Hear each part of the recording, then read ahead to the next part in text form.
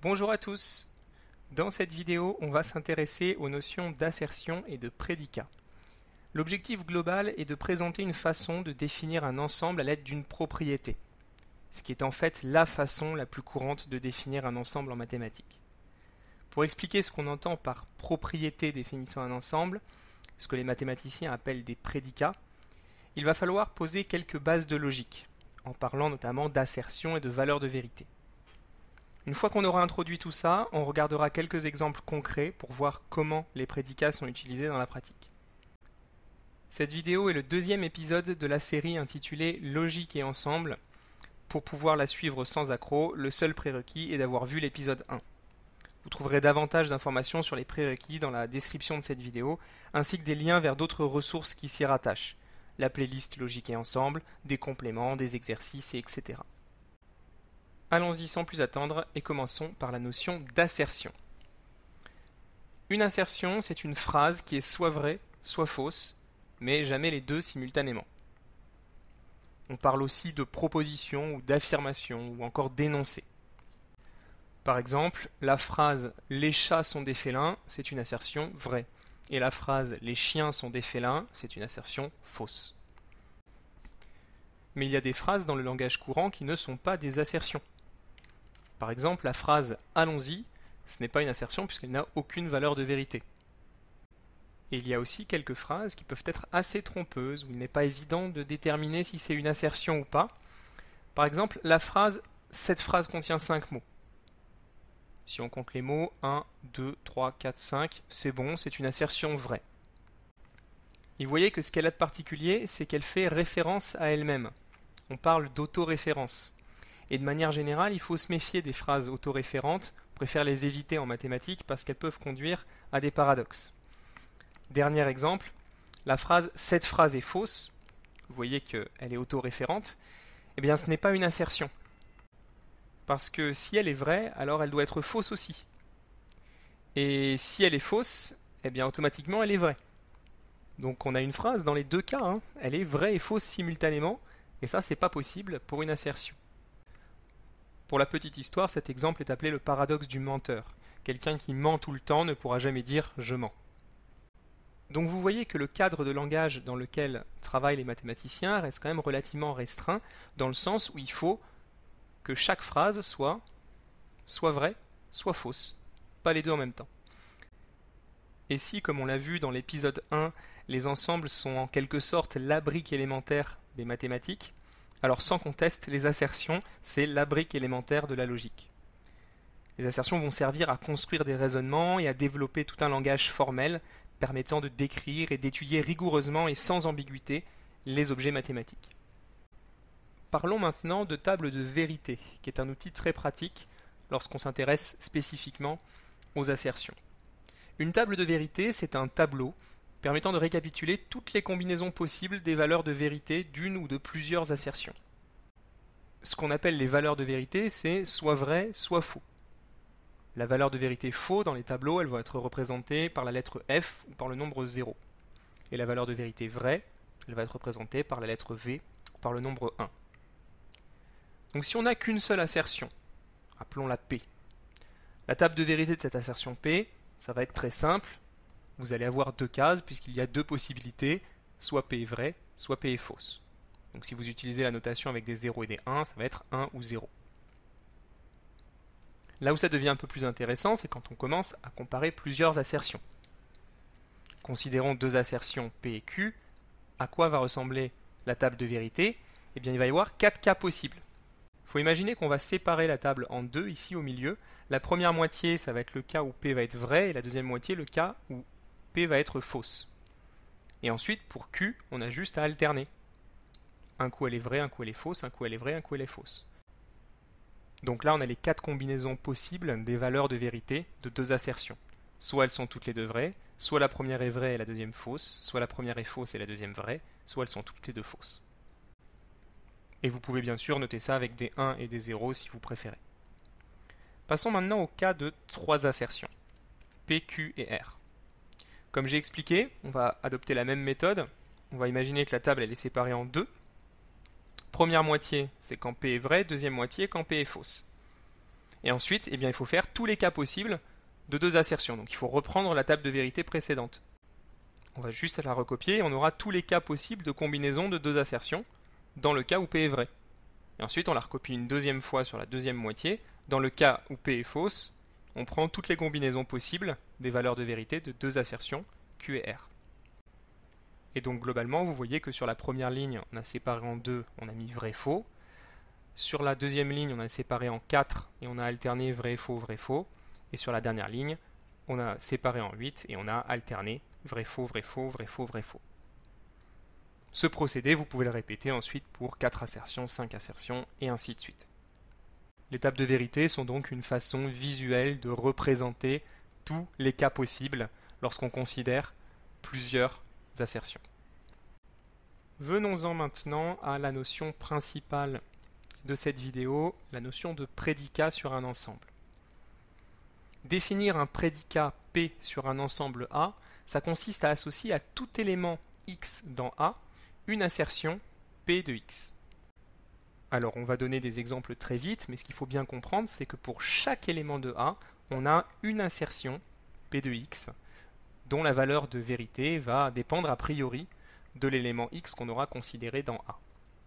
On dit que X c'est la variable du prédicat et qu'elle décrit l'ensemble A ou qu'elle balaye l'ensemble A. Commençons par un exemple assez détaché des mathématiques en considérant un ensemble de livres, grand A, et un prédicat sur cet ensemble qui, à tout livre L dans A, va associer l'assertion P de L, le livre L est un roman. La variable ici c'est L et elle décrit l'ensemble A. Et vous voyez qu'a priori dans l'ensemble A, si vous tombez sur un livre L qui est un manuel scolaire, ce ne sera pas un roman. Mais si ça se trouve, vous allez pouvoir tomber sur un autre livre L qui lui est un roman. Donc la valeur de vérité de l'assertion P de L dépend complètement du livre L qu'on a choisi dans l'ensemble A. Un exemple un peu plus mathématique, avec l'ensemble n des nombres entiers naturels, donc 0, 1, 2, 3, 4, etc. On considère le prédicat qui, à tout entier naturel n, associe l'assertion P de n est plus grand que 9. Ici, l'entier naturel n, c'est la variable qui décrit l'ensemble grand N des entiers naturels. Et la valeur de vérité de l'assertion P de n va dépendre de l'entier n qu'on a choisi. Par exemple, si on a choisi n égale 5, l'assertion P de 5 est fausse, parce que 5 n'est pas plus grand que 9. En revanche, l'assertion P de 12, elle est vraie, puisque 12 est plus grand que 9. Donc voilà, la notion de prédicat, c'est un bien grand mot pour décrire le fait qu'on a des assertions dont la valeur de vérité dépend d'une certaine variable. Et je vais vous donner un troisième exemple un petit peu plus particulier. Vous allez tout de suite voir pourquoi. On va garder un prédicat sur grand N, mais cette fois l'assertion P de n, ça va être n plus 1 appartient à grand N.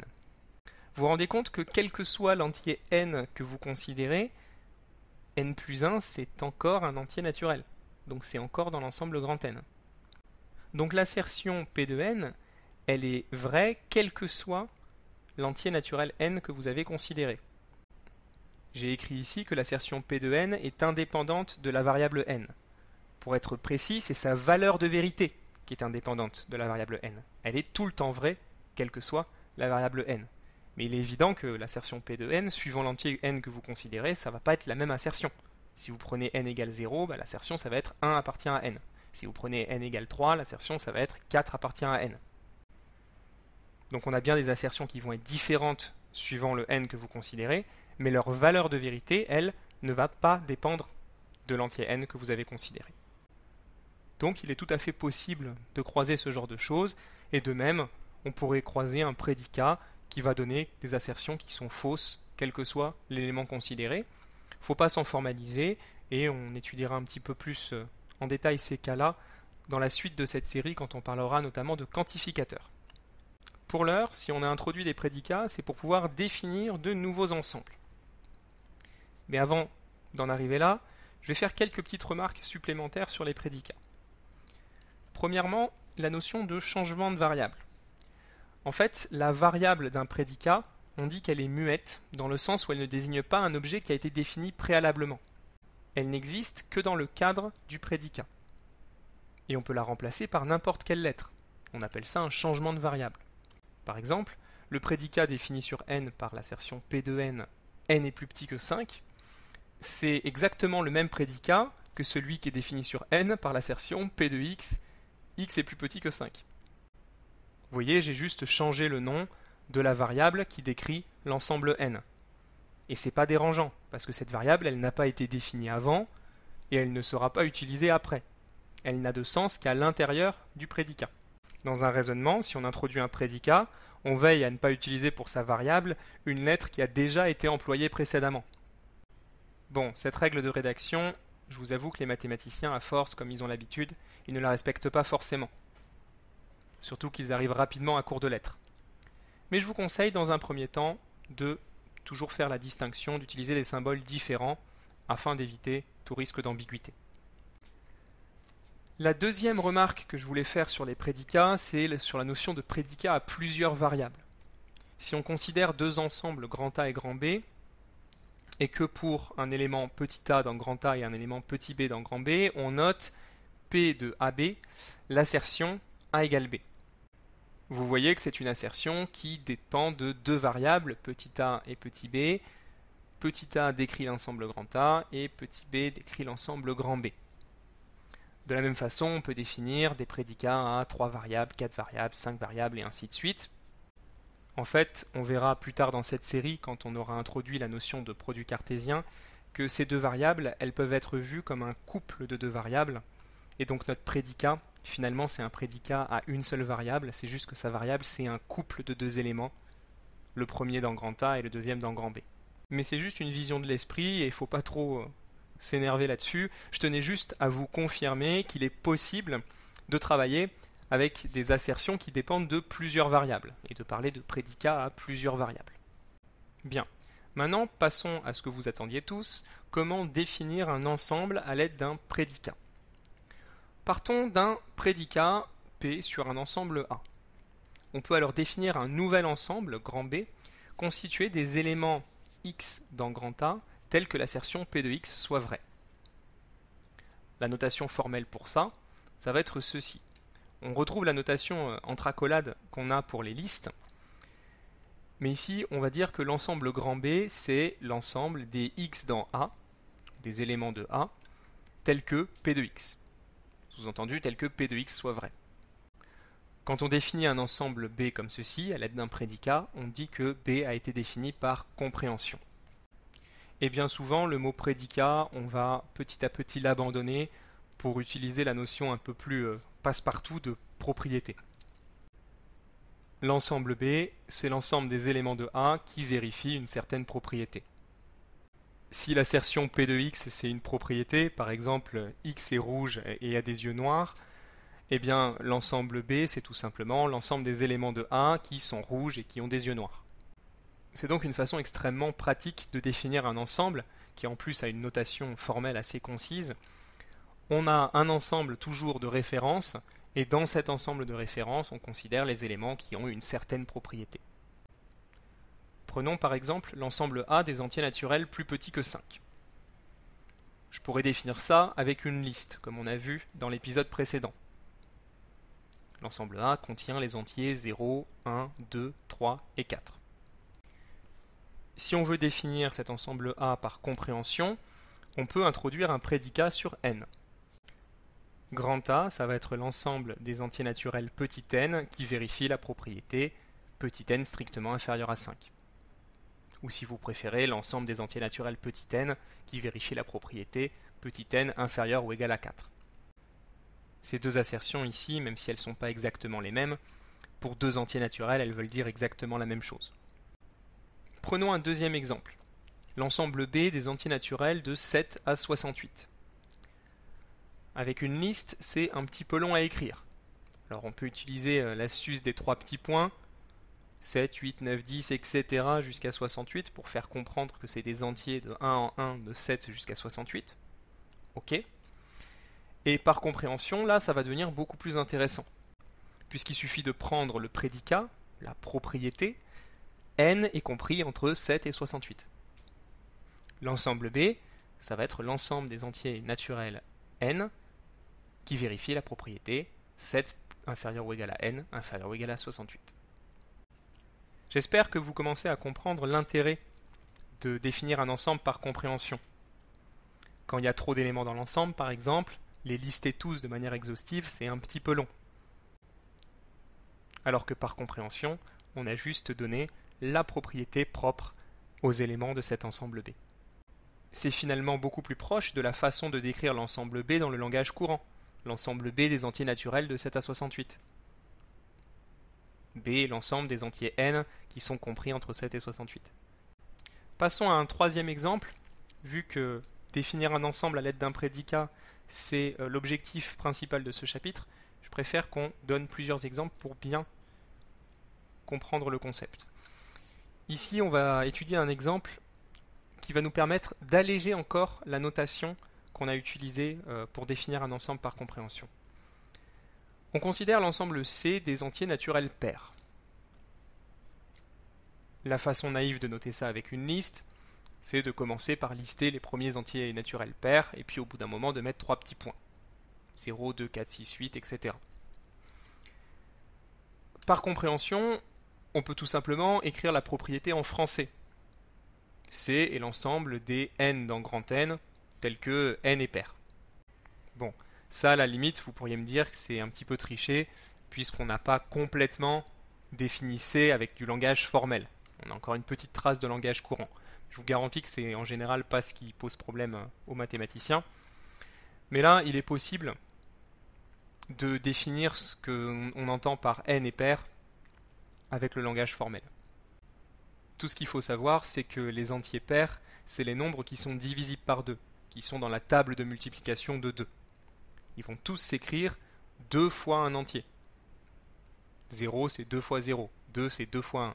4, c'est 2 fois 2. 6, c'est 2 fois 3. 2 fois 4, 2 fois 5, 2 fois 6, etc.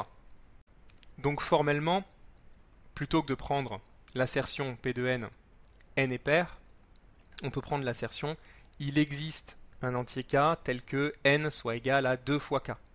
Ce qu'on peut écrire de manière encore plus concise de la façon suivante, n est égal à 2k avec k, un entier naturel. Et du coup, notre ensemble C, qui était l'ensemble des entiers naturels vérifiant la propriété, ça va être l'ensemble des entiers naturels n qui s'écrivent n égale 2k avec k, un entier naturel.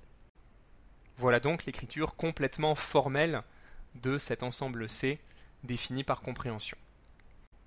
Et ce que les mathématiciens ont tendance à faire dans ce genre de cas, c'est d'alléger encore les notations. En fait, on peut s'absoudre de la variable n et écrire directement que l'ensemble C, c'est l'ensemble des 2 fois k avec k dans n. Mais retenez bien, quand vous croisez ce genre de définition, que c'est bien une définition par compréhension. Il y a un prédicat derrière. Le prédicat, c'est n égale 2k avec k dans n.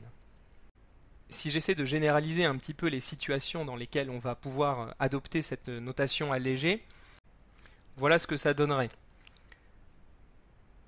L'ensemble B des éléments x dans A, tels que x est d'une certaine forme dépendant de variables dans certains ensembles, on peut le réécrire plus simplement, B est égal à l'ensemble des éléments d'une certaine forme dépendant de variables dans certains ensembles.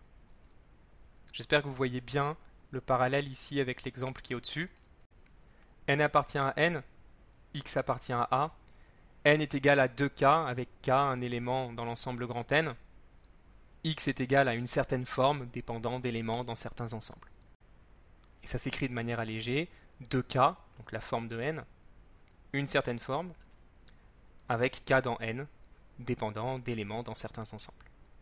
Bon, c'est un petit peu abstrait, et si vous avez des difficultés à utiliser cette notation allégée, il n'y a absolument aucun souci, vous pouvez garder la forme standard avec le prédicat. Ce qu'il va falloir être capable de faire, c'est de lire ce genre de notation allégée, si vous la croisez, dans la littérature.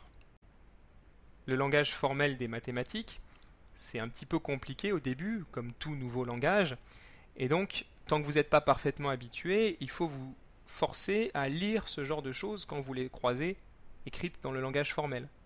Ici, C est l'ensemble des éléments de la forme 2K avec K, un entier naturel. Normalement, si vous prenez cette habitude-là, de lire à chaque fois à voix haute ou dans votre tête ces définitions en langage formel, Ça viendra tout seul très rapidement. Bien, on va terminer cette vidéo en s'intéressant à deux exemples un petit peu plus complexes. Le premier, c'est l'exemple d'une droite dans le plan. On en avait parlé à la fin de l'épisode 1 pour expliquer que les listes avaient quelques inconvénients. Vous ne pourrez absolument pas définir une droite à l'aide d'une liste parce qu'il y a beaucoup trop de points sur la droite. Impossible de les énumérer, de les lister. En revanche, on va pouvoir définir une droite par compréhension. Si vous avez bien compris le concept, pour définir un ensemble par compréhension, il faut une propriété et il faut un ensemble de références. Ici, la droite, c'est un ensemble de points du plan, et donc notre ensemble de références, ça va être l'ensemble de tous les points du plan, qu'on va noter E, ici pour l'exemple. Quelle propriété on peut utiliser maintenant pour décrire les points du plan qui sont précisément sur cette droite D? Une idée que je vous propose, c'est d'introduire deux points distincts A et B sur cette droite. On peut maintenant dire qu'un point M du plan, il va être sur la droite D s'il est aligné avec A et B. On introduit donc le prédicat P défini sur E, l'ensemble des points du plan, par l'assertion P de M, les points A, B, M sont alignés. Et notre droite D, elle est donc définie par compréhension, c'est l'ensemble des points M du plan, tel que la propriété P de M est vraie. J'espère vous convaincre encore une fois avec cet exemple que définir un ensemble par compréhension, c'est quelque chose de vraiment naturel, parce qu'on cherche la propriété propre aux éléments de cet ensemble. Et ici, bien sûr, les adeptes du langage formel pourraient m'objecter que ma propriété P de M, elle contient encore beaucoup trop de mots français, mais un petit peu comme l'exemple des entiers pairs tout à l'heure, il y a un moyen en géométrie de définir cette notion de point aligné de manière tout à fait formelle. Je vais juste pas rentrer là-dedans, ce n'est pas l'objet de cette vidéo. Passons plutôt au deuxième exemple. Dans les entiers naturels, on considère l'ensemble grand F constitué des entiers 22, 25, 28, 31, etc., jusqu'à 97, 100. Bon, c'est une définition formelle à l'aide d'une liste avec des trois petits points, ce qui peut être un petit peu douteux. Pour être sûr de bien comprendre ce qu'est cet ensemble, on va le définir à l'aide d'une phrase dans le langage courant. Ça va être le premier pas pour aller vers la définition par compréhension. Grand F, c'est l'ensemble contenant un entier sur 3 de 22 à 100. Effectivement, on se rend compte qu'on va de 3 en 3. 22, plus 3, 25, plus 3, 28, plus 3, 31, etc. Et ensuite, il faut se convaincre qu'au bout d'un moment, c'est bien sur 97 qu'on va tomber en allant de 3 en 3, et on finit par 100. Alors, comment peut-on écrire cette description sous forme d'un prédicat? C'est un petit peu la même idée qu'avec les entiers pairs tout à l'heure, sauf qu'ici c'est un peu plus compliqué. Ce que vous remarquez, c'est que 22 c'est le nombre qui est juste après 21, 25 c'est le nombre qui est juste après 24, 28 c'est juste après 27, 31 c'est juste après 30, etc. Pourquoi est-ce que je préfère vous parler de 21, 24, 27, 30, etc. jusqu'à 96, 99? Eh bien parce que 21 c'est 3 fois 7, 24 c'est 3 fois 8, 27 c'est 3 fois 9, 30 c'est 3 fois 10, et ainsi de suite, et ainsi de suite. Jusqu'à 96 c'est 3 fois 32, et 99 c'est 3 fois 33. Ce qui fait qu'en fait, nos nombres ici dans cet ensemble, on peut les réécrire de la manière suivante. 22 c'est 21 plus 1, donc c'est 7 fois 3 plus 1. 25 c'est 24 plus 1, c'est 8 fois 3 plus 1. 28 c'est 9 fois 3 plus 1. 31 c'est 10 fois 3 plus 1, etc. jusqu'à 97 c'est 32 fois 3 plus 1. 100 c'est 33 fois 3 plus 1. Vous voyez que l'intérêt d'avoir fait ça, ce qui est une idée courante en fait quand on travaille avec les entiers, c'est qu'on a fait apparaître une forme commune à tous les éléments de notre ensemble. Ils vont tous s'écrire 1 entier fois 3 plus 1. 1 entier fois 3 plus 1. Où l'entier qu'on choisit, il est quelque part entre 7 et 33. Et donc, grâce à ça, on a réussi à faire apparaître notre prédicat. Il suffit de considérer le prédicat P qui, à tout entier naturel n, associe l'assertion n égale 3k plus 1 avec k un entier naturel compris entre 7 et 33. Notre ensemble F de départ, c'est donc l'ensemble des entiers naturels n qui s'écrivent n égale 3k plus 1 avec k dans l'ensemble des entiers naturels, tels que 7 est inférieur ou égal à k est inférieur ou égal à 33. Et normalement, si vous êtes vigilant, vous vous rendez compte qu'on est dans le cas où on a un ensemble où les éléments sont d'une certaine forme, dépendant de certaines variables. Et donc on peut utiliser notre notation allégée. Grand F, c'est l'ensemble des éléments qui s'écrivent 3k plus 1, avec k un entier naturel compris entre 7 et 33. Alors je conviens que quand on croise ce genre d'exemple pour la première fois, c'est pas évident que cette notation avec une liste, c'est exactement la même chose que cette notation par compréhension. Et peut-être que pour certains, c'est même plus clair de décrire les éléments sous forme d'une liste. Il ne faut pas hésiter à utiliser la notation des 3 petits points tant qu'on en a besoin, mais comprenez surtout que cette notation avec les 3 petits points, elle ne va pas vous sortir de toutes les situations et elle peut introduire certaines ambiguïtés. Ça peut ne pas être tout à fait clair ce qui se passe dans les 3 petits points, alors qu'avec la notation par compréhension, on comprend tout de suite, sans ambiguïté, à quoi correspondent les éléments de cet ensemble grand F. Et si on veut s'amuser, on peut aller un petit peu plus loin en introduisant l'ensemble G qui est défini ici. Alors, petit exercice, bien comprendre cette notation formelle, qu'est-ce que ça signifie? Ça signifie que grand G, c'est l'ensemble des entiers naturels n qui vérifie la propriété 7 est inférieur ou égal à n est inférieur ou égal à 33. Donc en gros, l'ensemble des entiers naturels qui sont compris entre 7 et 33. Et je pense que vous voyez pourquoi j'ai introduit cet ensemble G. C'est parce qu'il est défini par la propriété que doivent vérifier les réels k ici dans la définition de l'ensemble F. Donc notre ensemble F, finalement, c'est l'ensemble des 3k plus 1 avec k un élément de G, c'est-à-dire un entier compris entre 7 et 33. Et donc vous voyez, même si ce n'était pas forcément très utile ici, que l'on peut combiner comme ça plusieurs définitions par compréhension, plusieurs propriétés pour définir des ensembles de manière très synthétique. Voilà donc qui conclut cet épisode. J'espère que c'était clair. Si vous avez des remarques ou des questions, n'hésitez pas à m'en faire part dans les commentaires.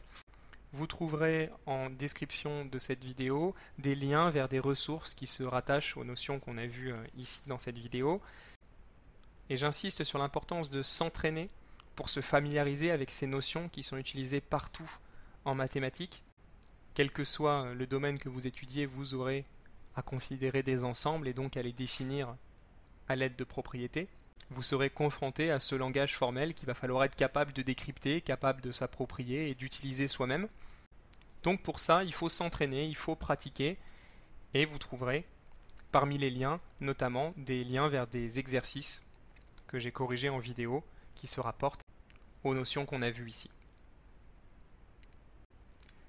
Je vous remercie en tout cas d'avoir suivi jusqu'au bout et je vous donne rendez-vous pour le prochain épisode. Salut à tous!